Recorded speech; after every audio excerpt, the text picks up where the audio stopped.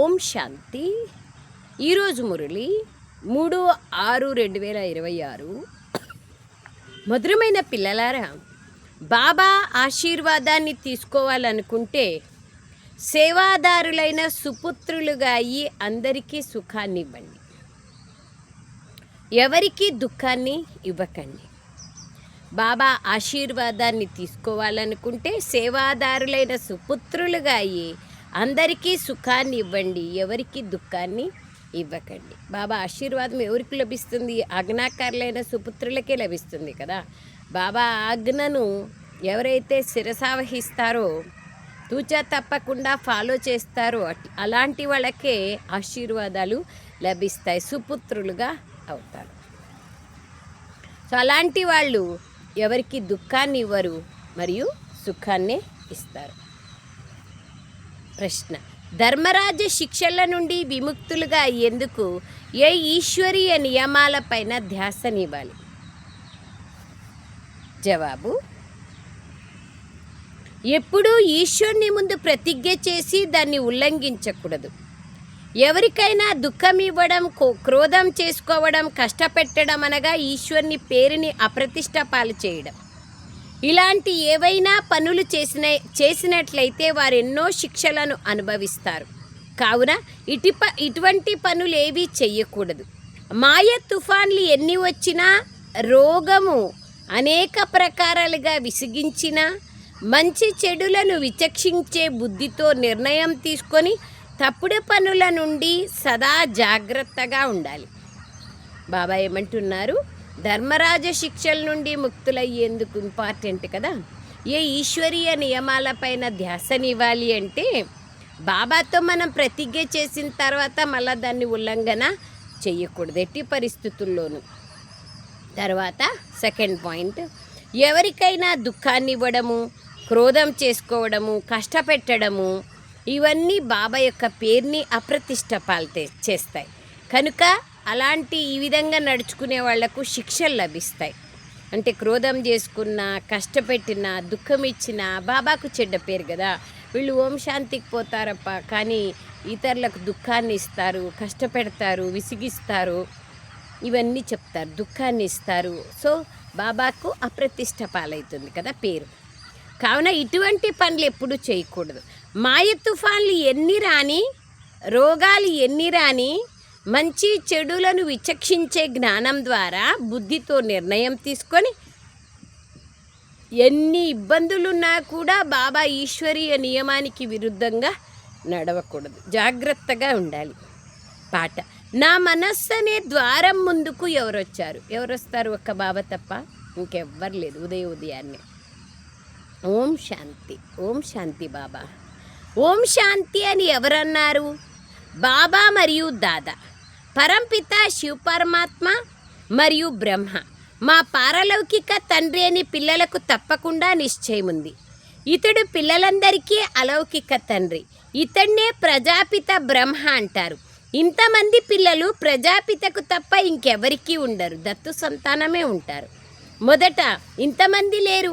ఇప్పుడైతే బేహద్దు తండ్రి వీళ్ళకి ఎప్పుడైతే ప్రవేశించారో అప్పుడు ఇతడు దాదాగా మారిపోయినాడు, లక్కీరాజు నుంచి ప్రజాపిత బ్రహ్మగా. మీకు పారలౌకిక తండ్రి నుండి ఆస్తి లభిస్తుందని స్వయం ఈ దాదా కూడా అంటారు. బాబా అంటారు, మనుమలు ఎప్పుడూ తాత ఆస్తికి వారసులుగా అవుతారు. వారి బుద్ధియోగం తాత వైపుకు వెళ్తుంది. ఎందుకంటే తాత ఆస్తికి హక్కు వారికి లభిస్తుంది. రాజుల వద్ద జన్మ తీసుకునే పిల్లలు ఇది మా పెద్దల ఆస్తి అంటారు కదా. వారి పెద్దల ఆస్తి పైన హక్కు ఉంటుంది. మేము బేహద్ తండ్రి ద్వారా బేహద్ వారసత్వాన్ని, ఆస్తిని, స్వర్గ రాజ్యాధికారాన్ని తీసుకుంటున్నామని పిల్లలైనా మీకు తెలుసు. మనల్ని ఆ తండ్రి చదివిస్తున్నారు. ఇప్పుడు మీరు సమ్ముఖంగా కూర్చున్నారు. ఈ సమ్ముఖం యొక్క నశ కూడా నంబర్ 1 పురుషార్థానుసారంగానే ఉంటుంది. బాబా ఎదురుగా ఉన్నాము, సాక్షాత్ భగవంతుని ఎదురుగా ఉన్నామనే నశ కొంతమందికో ఉంటుంది. ఈ సమ్ముఖం నశ కూడా నంబర్ 1 పురుషార్థానుసారంగా ఉంటుంది. కొందరి హృదయంలో చాలా ప్రేమ ఉంటుంది, ఉన్నతోన్నతమైన భగవంతుడొచ్చి సాకార తల్లిదండ్రుల ద్వారా వారసులుగా తయారు చేస్తున్నారని మీకు తెలుసు. బేహద్దు తండ్రి చాలా మధురమైన వారు మనల్ని రాజ్యానికి అర్హులుగా తయారు చేస్తున్నారు. మాయ పూర్తిగా అనర్హులుగా తయారు చేసింది. నిన్న బాబాను కలుసుకోవడానికి ఎవరో వచ్చారు, ప్రాక్టికల్గా చెప్తున్నారు ఎగ్జాంపుల్. కానీ వారికి బాబా అంటేనే ఏమీ తెలీదు. మీరందరూ బ్రహ్మకుమారీలు, నీవు కూడా బ్రహ్మకు లేదా శివుని సంతానమే అని బాబా అర్థం చేయించారు. కానీ అతడి హృదయానికి అది తగల్లేదు, నచ్చలేదు. నేను తప్పకుండా వీరి సంతానంనే అన్న బాణం అతనికి తగల్లేదు. ఇక్కడ ఉన్నవారు కూడా వారి పిల్లలే, వారు వారసత్వాన్ని తీసుకుంటున్నారు. అలాగే బుద్ధిలో చాలా తక్కువగా ధారణ అయ్యే పిల్లలు ఇక్కడ కూడా ఉన్నారు, నంబర్ వారుగా ఉన్నారు కదా. బాబాని తెలుసుకుంటే చాలు, బాబా ఆస్తికి వారసులుగా అవుతారు. కానీ ఎంత బాగా అర్థం చేసుకుంటే అంత జ్ఞానాన్ని పొందగలుగుతాం, అది బాబా అంటున్నారు. అంతే జ్ఞానం పొందుతాము, అంతే ప్రాప్తిని అనుభవం చేస్తాం. జ్ఞానంలో లోతుగా పోవాలా, బాబాను యథార్థంగా తెలుసుకోవాలా. బుద్ధిలో చాలా తక్కువ ధారణ అయ్యే పిల్లలు ఇక్కడ కూడా ఉన్నారు. ఆ సంతోషము, ఆ నశ వారిలో కనిపించదు. బాబా యొక్క పిల్లల్లో కూడా నంబర్ వారుగా ఉన్నాం కదా. సంతోషం ఉండేవాళ్ళు జ్ఞానం యొక్క పాయింట్లను గుర్తు చేసుకుంటూ చాలా చాలా ఖుషీగా ఆనందంగా ఉంటారు. అంత తక్కువ బుద్ధి ఉంది, సత్వప్రధాన బుద్ధి లేదు, తక్కువగా ఉంది అంటే అలాంటి వాళ్ళు కొంచెమే ధారణ అవుతుంది. బాబా అంటున్నారు ఇక్కడ ఉన్నవాళ్ళు కూడా వారి పిల్లలే, వారు వారసత్వాన్ని తీసుకుంటున్నారు. అలాగే బుద్ధిలో చాలా తక్కువగా ధారణ అయ్యే పిల్లలు కూడా ఇక్కడ ఉన్నారు. ఆ సంతోషము, ఆ నశ వారిలో కనిపించదు. లోపల సంతోషం యొక్క నశ ఎంతగానో పెరుగుతూ ఉండాలి. అదంతా ముఖంపై కూడా కనిపిస్తుంది. ఇప్పుడు ప్రేయసీలైన మీ జ్ఞాన శృంగారం జరుగుతోంది. మేము ఆ ప్రియుని ప్రేయసీలమని మీకు తెలుసు. పొలంలో పని చేసుకునే రైతు కూతురి కథ ఒకటి ఉంది కదా. ఒక రాజు రైతు కూతుర్ని తీసుకొచ్చాడు, కానీ ఆ అమ్మాయికి రాజ్య సంతోషం కలగలేదు. అప్పుడు ఆ అమ్మాయిని తిరిగి పల్లెలేకి వదిలి వచ్చారు. నీవు రాజ్యానికి అర్హురాలు కాదు అని. అలాగే మీరు భవిష్యత్తులో మహారాణిగా అవ్వండి అని బాబా అంటారు. ఇక్కడ శృంగారం చేస్తారు. మహారాణిగా చేసేందుకు కృష్ణుడు తీసుకెళ్లారు, పట్టప్రాణిగా చేశారనే గాయనం కూడా ఉంది. ఏమీ అర్థం చేసుకోరు. అందరూ ధర్మభ్రష్టులుగా, కర్మభ్రష్టులుగా అయిపోయారు. ప్రపంచం ఇలాగే నడుస్తోంది. ఇది ప్రకృతి అంటారు. ఎంత బాగా చెప్తున్నారు చూడండి బాబా. పొలంలో పనిచేసే అమ్మాయిని బాబా బిడ్డ రాజు తీసుకొని పోయి అంతఃపురంలో పెడితే ఆమెకు నచ్చలేదంట. వాపస్ మళ్ళీ పొలానికి లేదా పల్లెకే పంపించేసినారంట. అట్లాగే ఇక్కడ కూడా బాబా రాజ్యాధికారిగా లేదా పట్టపురాణిగా చేసుకునేందుకు బాబా తన పిల్లలుగా చేసుకుంటే కొంతమందికి నచ్చదు. అలాంటి వ్యవహారం, అలాంటి నడవడికలు ఉంటాయి. తద్వారా వాళ్ళు అక్కడే జన్మ తీసుకుంటారు అంటున్నారు బాబా. అలాగే మీరు భవిష్యత్తులో మహారాణిగా అవ్వండి అని బాబా కూడా శృంగారం ఇక్కడ చేస్తున్నారు. మహారాణిగా చేసేందుకు కృష్ణుడు ఎత్తుకపోయారు అని గాయనం కూడా ఉంది. కానీ ఏం అర్థం చేసుకోరు. ఇది ప్రకృతి అని అంటారు. గుడులు, గోపురాలకు వెళ్ళని వారు కూడా చాలామంది ఉంటారు. కమ్యూనిస్టులు వెళ్ళారు కదా, వారు శాస్త్రాలు మొదలైన వాటిని ఒప్పుకోరు. కొంతమంది ఒప్పుకోరు, కొంతమంది ఒప్పుకుంటారు. కమ్యూనిస్టులు ఒప్పుకోరు కదా. ప్రభుత్వం కూడా ఆర్య సమాజం వాళ్ళు ఒప్పుకోరు, క్రిస్టియన్స్ ఒప్పుకోరు. సో బాబా అంటున్నారు ప్రభుత్వం కూడా ధర్మాన్ని అంగీకరించదు. భారతదేశం ఏ ధర్మానికి చెందినదో, ఇప్పుడు ఏ ధర్మంలో ఉందో ఏమాత్రమూ తెలియదు. ఇప్పుడు పిల్లలైన మీరు దైవీ కులానికి చెందినవారు. ఏ విధంగా వారు క్రిస్టియన్ కులానికి చెందినవారో అలాగే మీరు దైవీ కులానికి చెందినవారు. పిల్లలైన మిమ్మల్ని మొట్టమొదట నేను పతితులైన శూద్రుల నుండి బ్రాహ్మణులుగా తయారు చేస్తాను. పావనులుగా అవుతూ మళ్ళీ 21 జన్మల కోసం మీరు దైవీ సాంప్రదాయానికి చెందిన వారిగా అవుతారు. దేవతల ఒడిలోకి వెళ్తారు. ఇంతకుముందు అసురీ ఒడిలో ఉన్నారు, అక్కడి నుండి ఈశ్వరీయ ఒడిలోకి వచ్చారు. ఒకే తండ్రి పిల్లలు సోదరి సోదరులు అవుతారు. ఇది ఒక అద్భుతం కదా. మేము బ్రాహ్మణ కులానికి చెందిన వాళ్ళము అని అందరూ అంటారు.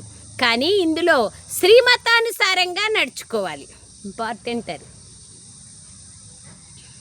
అందరికీ సుఖాన్ని ఇవ్వాలి, దారిని చూపించాలి, జీవన్ముక్తి యొక్క దారిని చూపించాలి. బేహద్దు తండ్రి నుండి బేహద్దు వారసత్వాన్ని ఎలా తీసుకోవాలి అని అడిగేవారు ప్రపంచంలో ఎవరూ లేరు. మీకు బేహద్దు తండ్రి లభించారు, మీరు వారి పిల్లలుగా అయ్యారు. ఎవరైతే కల్పపూర్వం తండ్రి నుండి వారసత్వాన్ని తీసుకున్నారో వారే మళ్ళీ వచ్చి తీసుకుంటారు. బుద్ధిలో కొద్దిగా ఉన్నా ఎప్పుడో ఒకప్పుడు వచ్చి చేరుకుంటారు. వచ్చారంటే ఎంతో కొంత తీసుకునేందుకు వస్తారు కదా. మీలో కూడా నంబర్ వారుగా తెలుసుకున్నారు. ఈరోజు పావనంగా అయ్యేందుకు వస్తారు, రేపు మళ్ళీ పతితులుగా అయిపోతారు. ఎవరిదైనా చెడు సాంగత్యం వచ్చిందంటే బాబా పిల్లలుగా అయి మళ్ళీ బాబాను వదిలేస్తారు, చాలా పాపాత్ములుగా అయిపోతారు. ఈ విషయాన్ని మర్చిపోతారు. ఎవరినైనా బాబా అంటారు చంపేస్తే పాపం జరుగుతుంది, ఆ పాపం కూడా తక్కువే. ఇక్కడ ఎవరైతే బాబా పిల్లలుగా అయ్యి మళ్ళీ బాబాను వదిలేస్తారో, ప్రతిజ్ఞ చేసి మళ్ళీ వికారీలుగా అయిపోతారో వారికి చాలా పాపం అంటుకుంటుంది. చూస్తున్నారా? ప్రతిజ్ఞ చేసి మళ్ళీ పాప పనులు చేసినాము, వికారాల్లోకి వెళ్ళినాము అంటే బాబా ఏమంటున్నారు, చంపిన దానికంటేను ఎక్కువ పాపం వస్తుంది. జ్ఞానంలో అంటుకునేంత బాబా అంటారు, జ్ఞానంలో అలాంటి పాపం ఎప్పుడు అజ్ఞాన కాలంలో కూడా చెయ్యరు. అజ్ఞాన కాలంలో క్రోధం సామాన్యమైన విషయమే. కానీ ఇక్కడ మీరు ఎవరిపైనైనా క్రోధం చేసినట్లయితే 100 రెట్లు శిక్ష పడుతుంది. మీ స్థితి పూర్తిగా కింద పడిపోతుంది. ఎందుకంటే ఈశ్వరుని ఆజ్ఞను పాటించలేదు. పవిత్రంగా అవ్వండి అని ధర్మరాజు యొక్క ఆజ్ఞ లభిస్తోంది. మీరు ఈశ్వరుని పిల్లలుగా అయ్యి వారి ఆజ్ఞను కొద్దిగా ఉల్లంఘించిన 100 రెట్లు శిక్ష లభిస్తుంది. సృష్టికర్త బాబా ఒక్కరే. బ్రహ్మ విష్ణు శంకర్లు కూడా అతడి రచననే. అలాగే ధర్మరాజు కూడా అతని రచననే. ధర్మరాజ రూపం కూడా బాబా సాక్షాత్కారం చేయిస్తారు. చూడండి, మీరు ఈ ప్రతిజ్ఞ చేశారు, మేము క్రోధం చేసుకోము, ఎవరికి దుఃఖం ఇవ్వము అన్నారు. అయినా మళ్ళీ మీరు ఫలానా వారికి దుఃఖాన్ని ఇచ్చారు, కష్టపెట్టారు అని వారు నిరూపించి చెప్తారు లాస్ట్లో. అప్పుడేం చేసేది? ఇక శిక్షలను అనుభవించండి అంటారు. సాక్షాత్కారం చేయించకుండా శిక్షలు ఇవ్వరు. సాక్ష్యం కావాలి కదా. నేను బాబాని వదిలి ఈ వికర్మం చేశాను అని అన్నప్పుడు బాబా అంటున్నారు, అప్పుడు వారు కూడా అర్థం చేసుకుంటారు. పేరుని పాడు చేయడం వల్ల ఎంతోమందికి ఆపదలు వస్తాయి, ఎంతోమంది అబలలు బంధనం లేకొస్తారు. ఆ శిక్ష అంతా పేరుని చెడుగొట్టిన వారిపైనే వెళ్తుంది కదా. కావుననే అందరికన్నా గొప్ప పాపాత్ములను చూడాలనుకుంటే ఇక్కడే చూడండి అని బాబా అంటారు. మన ద్వారా చాలామంది బాబా నుంచి దూరమైనారు అంటే ఆ పాపం కూడా మనకే వస్తుంది. సో అందుకయ్యే బాబా అంటున్నారు, చాలా పాపాత్ములను చూడాలంటే కూడా ఇక్కడే చూడండి అని. చాకలి వద్ద ఎన్నో మురికి బట్టలు ఉంటాయి. చాలా పాతగైన బట్టలను ఉతికితే అవి చినిగిపోతాయి. అలాగే ఇక్కడ కూడా తగిలే దెబ్బలకు సహించలేక వెళ్ళిపోతారు. ఈశ్వరుని ఒడిలేకొచ్చి మళ్ళీ వారిని నిందింపచేసినట్లయితే శిక్షలు పొందాల్సి ఉంటుంది. బ్రాహ్మణి ఎవరైతే పార్టీని తీసుకెళ్తారో వారిపైన చాలా పెద్ద బాధ్యత ఉంది. అందులో ఒక్కరు చేయి వదిలినా వికారీలుగా అయిపోయినా దాని పాపం తీసుకొచ్చే వారిపైన పడుతుంది. బాబా ఏమంటున్నారంటే వారిని నిందింపచేసినట్లయితే శిక్షను పొందాల్సి ఉంటుంది. బ్రాహ్మణి ఎవరైతే పార్టీని తీసుకొస్తారో వారిపైన చాలా పెద్ద బాధ్యత ఉంది. అందులో ఒక్కరు చేయి వదిలినా వికారీలుగా అయిపోయినా దాని పాపం తీసుకొచ్చే వారిపైన పడుతుంది. కొంచెం అండర్లైన్ చేసుకోండి ఏమని. ఇటువంటి వారిని ఎవరిని ఇంద్రసభలోకి తీసుకురాకూడదు. కొందరు దేవకన్యల కథ కూడా ఉంది కదా. ఇంద్రసభలోకి ఎవరినో తీసుకొచ్చినారు. అప్పుడు ఇంద్రసభలో దుర్గంధం రావడం మొదలైంది. కావున ఆ తీసుకొచ్చిన వారిని దండించడం జరుగుతుంది. ఇలా ఒక కథ కూడా ఉంది. అలా తీసుకొచ్చిన ఆమె రాయిగా అయిపోయింది. బాబా పారసనాథునిగా తయారు చేస్తారు. ఆ తర్వాత మళ్ళీ ఏదైనా తప్పు చేసినట్లయితే రాయిగా అయిపోతారు. రాజ్యమును పొందే సౌభాగ్యాన్ని పోగొట్టుకుంటారు. ఉదాహరణకి ఎవరైనా పేదవారిని రాజు తన ఒడిలోకి తీసుకున్నాక అతడు అనర్హుడిగా అయితే రాజు అక్కడి నుంచి తొలగించేస్తాడు. అప్పుడు ఏమవుతుంది? రాజ్యం నుంచి దూరం అయిపోతే మళ్ళీ నిరుపేదగానే అయిపోతారు. అట్లనే ఇక్కడ కూడా ఉన్నారంటున్నారు బాబా. ఇక్కడ కూడా అలాగే జరుగుతుంది. ఆ తర్వాత ఎంతో దుఃఖం అనుభవం అవుతుంది. కావున ఎప్పుడూ ఏ తప్పు చెయ్యకండి అని బాబా చెప్తున్నారు. బాబా చాలా సాధారణమైన వారు, కానీ శివబాబాని మరిచి సాకారంలోకి బుద్ధి వచ్చేస్తుంది. ఇప్పుడు పిల్లలైన మీకు శ్రీమతం లభించింది. ఎవరైతే వికారాల్లోకి వెళ్తారో అటువంటి వారు ఇంద్రసభలో కూర్చోలేరు. జ్ఞాన వర్షము కురిసే ప్రతి సెంటరు ఇంద్రప్రస్థమే. అండర్లైన్ చేసుకోండి. జ్ఞాన వర్షము కురిసే ప్రతి సెంటరు ఇంద్రప్రస్థమే. నీలంపురి, పుక్రాజ్పురి, నీలం అని రత్నాన్ని అంటారు కదా. ఇటువంటి పేర్లను పిల్లలకి ఇవ్వడం జరుగుతుంది. కొందరు చాలా బాగా రత్నాల వలె ఉంటారు. వారిలో ఏ లోపము ఉండదు. వజ్రాల్లో కూడా కొన్ని చాలా మచ్చలతో ఉంటాయి, కొన్ని పూర్తిగా శుద్ధంగా ఉంటాయి. ఇక్కడ కూడా నంబర్ వారుగా రత్నాలు ఉన్నాయి. కొన్ని రత్నాలు చాలా విలువైనవిగా ఉన్నాయి. చాలా మంచి సేవను చేస్తారు. కొందరు సేవకు బదులుగా డిస్సర్వీస్ చేస్తారు. గులాబీ పువ్వును మరియు జిల్లెడ పువ్వుకు ఎంత తేడా ఉంది? శివుని పైన రెండింటినీ వేస్తారు. మనలో పుష్పాలు ఎవరెవరు ఉన్నారు అన్నది మీకు తెలుసు. బాబా మాకు మంచి మంచి పుష్పాలను ఇవ్వండి అని ఇటువంటి పుష్పాలనే అందరూ అడుగుతారు. మరి ఆ మంచి మంచి పుష్పాలను ఇప్పుడు ఎక్కడి నుండి తేవాలి? రత్నజ్యోతి పుష్పాలైతే సాధారణమైన వారే. ఇది ఒక పూల తోట కదా. మీరు జ్ఞాన సాగర్లు కూడా. తండ్రి సాగర్ని వంటి వారు. ఇతడు బ్రహ్మపుత్ర నది. ఇతడు అన్నింటికన్నా పెద్ద నది. కలకత్తాలో బ్రహ్మపుత్ర నది చాలా పెద్దగా ఉంటుంది, అంటే చాలా విస్తృతంగా వ్యాపించి ఉంటుంది. సో బాబా అంటున్నారు, రతన్ జ్యోతి పుష్పాలైతే సాధారణమైనవే. ఇది ఒక పూల తోట కదా. మీరు జ్ఞాన గంగలు కూడా. తండ్రి సాగర్ని వంటి వారు. బాబా ఇంతవరకు పూల తోట అన్నారు, ఇప్పుడు సాగరము మరియు నదుల గురించి చెప్తున్నారు. బాబా అంటారు, ఇతడు బ్రహ్మపుత్ర నది అయినారు. ఇతడు అన్నింటికన్నా పెద్ద నది. బ్రహ్మబాబా కలకత్తాలో బ్రహ్మపుత్ర నది చాలా పెద్దగా ఉంటుంది. అక్కడ సాగరము మరియు నది యొక్క పెద్ద మేళ జరుగుతుంది. తప్పకుండా జ్ఞానసాగరుడు తండ్రియే కదా. ఇక్కడ స్థూలంగా మేళలు జరుపుతూ ఉంటారు. ఇక్కడ చైతన్యంగా జ్ఞానసాగరుడు ఉన్నారు. శివబాబా జ్ఞానసాగర్లైనారు. మీరు కూడా చైతన్య జ్ఞాన నదులని కేవలం నీటి గంగలు మాత్రమే. బాబా అంటారు, అవి నీటి గంగలు మాత్రమే. వాస్తవానికి నదులకు ఆ పేర్లను ఇవ్వడం జరిగింది, కానీ అసురీ మనుష్యులు ఇది కూడా మర్చిపోయారు. హరిద్వార్లో గంగా నదీ తీరంలో చతుర్భుజుని యొక్క చిత్రాన్ని చూపిస్తారు. అతన్ని కూడా గంగా అని అంటారు. భగీరథుడు గంగా అంటారు. కానీ చతుర్భుజుడు ఎవరు అనేది మనుషులు అర్థం చేసుకోలేరు. తప్పకుండా మీరు ఈ సమయంలో స్వదర్శన చక్రధారులుగా అవుతారు. ఇంపార్టెంట్, స్వదర్శన చక్రధారులుగా కావడం. మీరు నిజమైన జ్ఞానగంగలని, కేవలం అవి నీటి నదులు మాత్రమే. అక్కడికి వెళ్ళి స్నానం చేస్తారు, కానీ ఏం అర్థం చేసుకోరు. వారు దేవతలు, మనుష్యులు ఎప్పుడూ 4-8 భుజాలు కలిగి ఉన్నట్లుగా చూపిస్తారు. దాని అర్థాన్ని కూడా తెలుసుకోలేరు. బాబా మనల్ని ఎలా తయారు చేస్తున్నారో పిల్లలైన మీకు తెలుసు. మనం 100% బుద్ధిహీనులుగా ఉండేవాళ్ళం. బాబా ఒడిలోకి రావడంతో స్వర్గాధిపతులుగా అవుతాం. ఇక్కడ ఎవరైనా రాజులుగా ఉన్నా స్వర్గసుఖానికి మరియు అక్కడి స్వర్గసుఖానికి రాత్రికి పగలుకున్నంత తేడా ఉంది.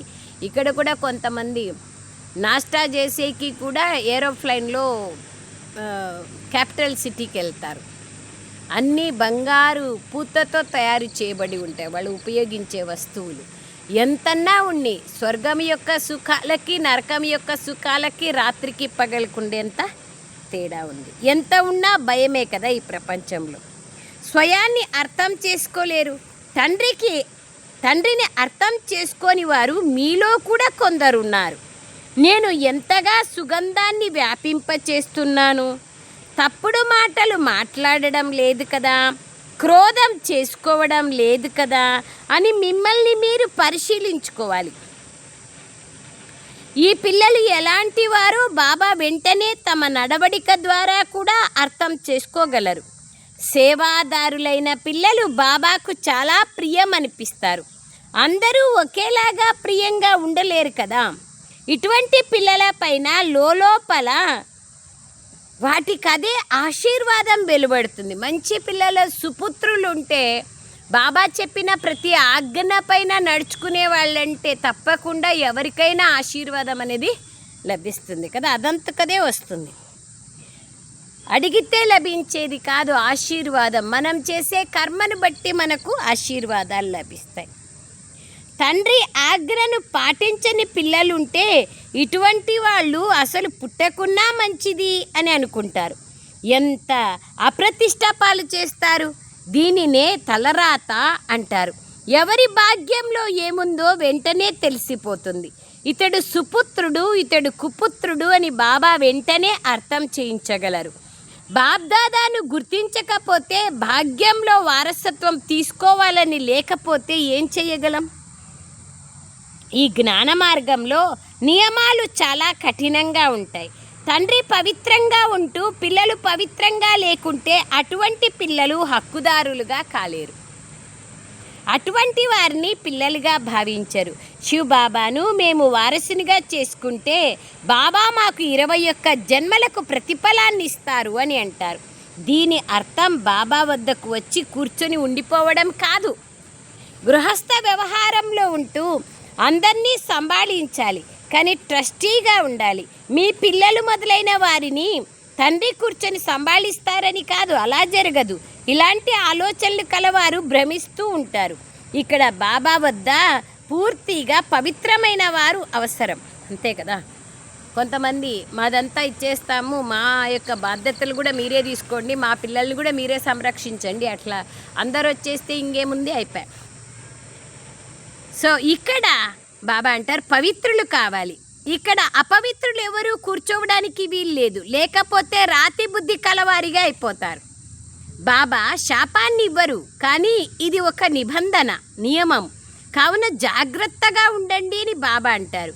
కర్మేంద్రియాలతో ఏదైనా పాపం చేస్తే చనిపోతారు. ఇది చాలా ఉన్నతమైన లక్ష్యం. చనిపోతారంటే బాబా నుంచి దూరం అవుతారు, అది కూడా చనిపోవడమే కదా. ఈశ్వరీయ జన్మ నుంచి దూరం అవుతారు. ఫలానా మందు వేసుకుంటే బాబా అంటారు ఉన్నతమైన లక్ష్యం. బాబా పిల్లలుగా అయ్యాక మళ్ళీ రోగమంతా తిరగబడుతుంది అంటారు, కానీ భయపడకూడదు. ఫలానా మందు వేసుకుంటే మీ రోగం కూడా బయటకు వస్తుంది, భయపడకండి అని వైద్యులు అంటారు కదా. అలాగే మీరు బాబా పిల్లలుగా అయిన తర్వాత మాయా రావణుడు మిమ్మల్ని ఎంతో అలజడి చేస్తాడు. బాబా అంటున్నారు ఎన్నో తుఫాన్లు తీసుకొస్తారు.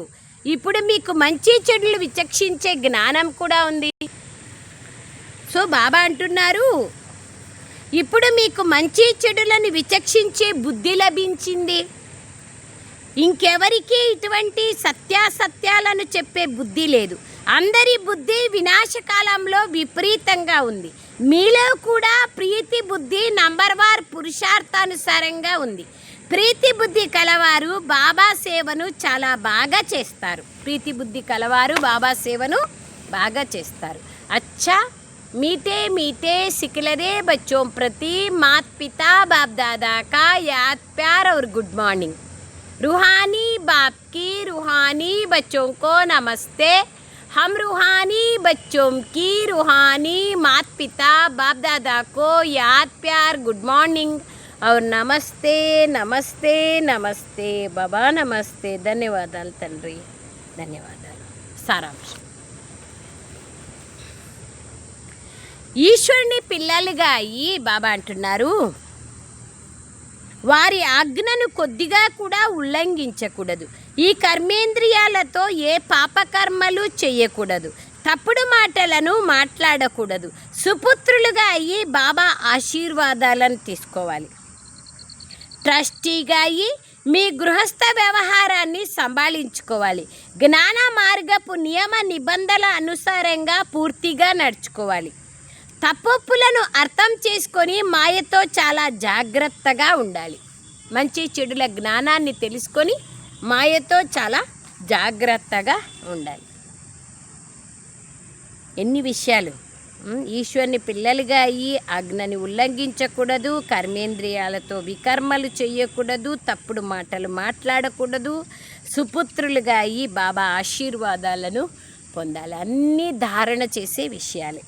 ట్రస్టీగా అయ్యి గృహస్థ వ్యవహారాన్ని సంభాళించుకోవాలి. జ్ఞాన మార్గపు నియమ నిబంధనల అనుసారంగా పూర్తిగా నడుచుకోవాలి. తప్పొప్పుల అర్థం చేసుకొని మాయతో చాలా జాగ్రత్తగా ఉండాలి. వరదానం: బికారీగా దాహార్తితో ఉన్న పరితపిస్తున్న ఆత్మల దాహాన్ని తీర్చే సర్వ ఖజానాలతో సంపన్నులుగా కండి.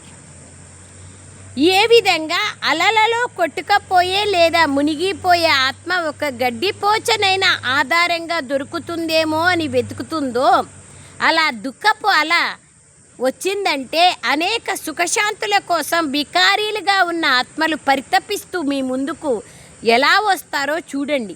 ఇటువంటి దాహార్తితో ఉన్న ఆత్మల దాహాన్ని తీర్చేందుకు మీ అతీంద్రియ సుఖముతో, సర్వశక్తులతో, సర్వ ఖజానాలతో వారిని సంపన్నంగా చేయండి. వాళ్ళనందరినీ సంపన్నంగా చేయాలి. అలాంటి దాహార్తితో వచ్చిన వాళ్ళను మీరు మీ దగ్గర ఉన్నటువంటి అతీంద్రియ సుఖముతో, సర్వశక్తులతో, సర్వ ఖజానాలతో వాళ్ళను సంపన్నంగా చేయండి. సర్వ ఖజానాలు ఎంతగా జమ అవ్వాలంటే వాటి ద్వారా మీ స్థితి కూడా సదా స్థిరంగా ఉండాలి. మనము స్థిరంగా ఉండాలి. ఇతరులకి కూడా మనము దానము చేయాలి. అలాగే ఇతరాత్మలను కూడా సంపన్నంగా చేయగలగాలి.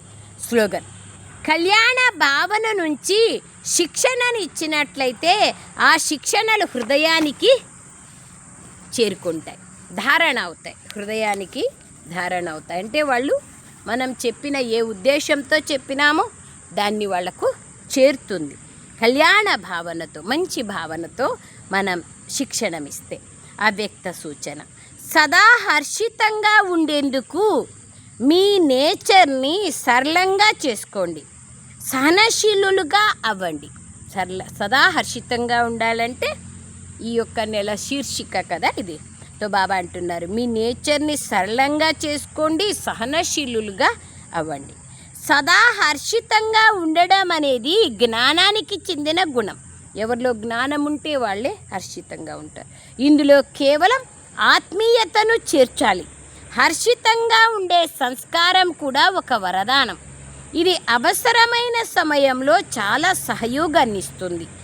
ఎవరైతే స్వయం సదా హర్షితంగా ఉంటారో వారు ఎటువంటి మనస్సు కలవారినైనా హర్షితంగా చేస్తారు. ఈజీ నేచర్ కలవారు తమ సంతోషకరమైన ముఖముతో గంభీరమైన వాయుమండలముని కూడా తేలికపరుస్తారు. అంటే వాళ్ళ యొక్క నేచర్ ద్వారా వాళ్ళను సంతోషపరుస్తారు. అచ్చా. ఓం శాంతి. ధన్యవాదాలు బాబా. ఓం శాంతి.